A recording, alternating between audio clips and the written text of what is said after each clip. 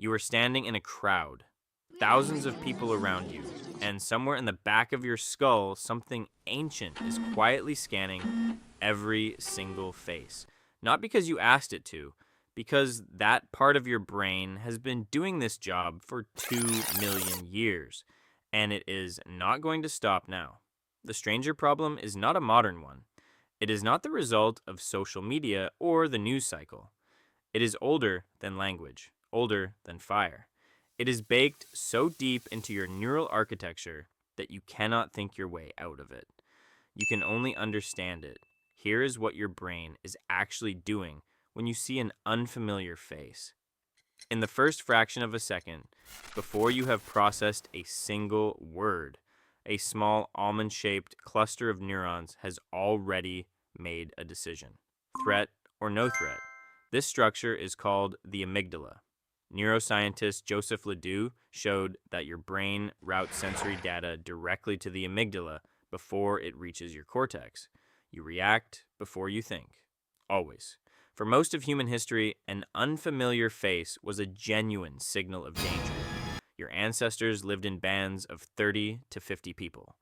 They knew every face. And a stranger, someone from outside the band, was a potential competitor for food, water, territory. Your brain learned this over so many generations that the lesson became architecture. Psychologist Henri Tajfel ran experiments where he divided strangers into groups based on almost nothing. Which of two painters do you prefer? That was it.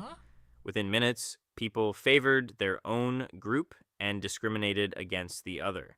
The categories did not need to be meaningful. They just needed to exist. The brain turned them into tribes.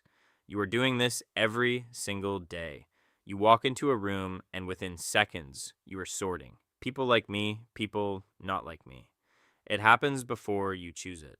But here's the twist most people never hear. The threat response is calibrated by stress. When you are rested and safe, your amygdala response to strangers is lower. But when you are stressed or feel threatened, the same unfamiliar face triggers a sharply amplified fear response. Neuroscientist Naomi Eisenberger showed that social uncertainty registers in your brain as something closer to physical pain. The more precarious your life feels, the more threatening every stranger looks. Your ancient hardware was built for a world of 50 people. It is now being asked to process 50 million, and it is doing the only thing it knows how to do, treating all of them as potential threats until proven otherwise. This is why the news makes you afraid of people you will never meet. This is why tribalism feels physical, because to the oldest parts of your brain, it is survival. But here is what the research actually shows. The amygdala response to strangers decreases with exposure. Not with argument, not with information, with presence. Gordon Allport called this the contact hypothesis, and decades of research confirmed it.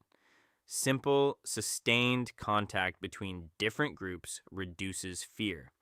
Measurably, neurologically, your brain is not fixed, it is a prediction machine, and it updates its predictions based on experience. So, the next time you feel that tightening in your chest around unfamiliar faces, remember this. That response is not your character. It is not your values. It is 2 million years of survival engineering running in a world it was never designed for.